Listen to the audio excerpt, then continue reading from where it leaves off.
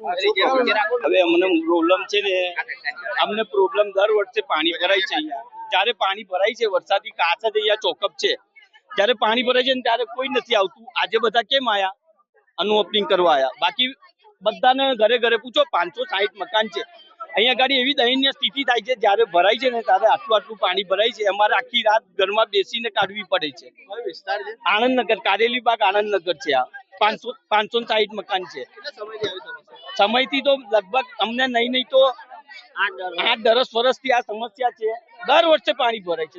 હમણાં વચ્ચે જે માવઠું પડ્યું ને, માવઠું ત્યારે પાણી ભરાઈ ગયું. એ બી મેં મૂક્યું છે ફેસબુક પર.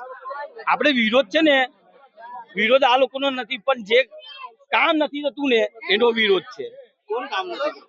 અહીંના કોર્પોરેશન કે કોઈ આવતું જ નથી. આ તો હમણાં આનું ઓપનિંગ છે એટલે આયા. બાકી પૂછો ને તમે, કોઈ નહીં આવતું. આખી લાઈન જ ચોકઅપ છે તો પાણી ક્યાં જશે? ચલો અહીંયા 4 કોર્પોરેટરો છે.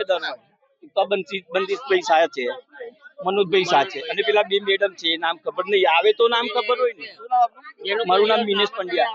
ભાઈ સાહેબ, તમારો તો આભાર માનવો જોઈએ. અમને ગઈ વર્ષે સહાય મળી ને એ મીડિયાના દ્વારા મળી છે સહાય. બાકી અમને સહાય ના મળે, 110% ના મળે. જે મીડિયાએ બતાવ્યું ને એમની કૃપાથી બધાને સહાય મળી છે. અને મીડિયા સત્યનું માધ્યમ છે. મીડિયા છે ને એમનું કામ કરે છે, પણ જાડી ચામડીના મીડિયા નહીં કરે.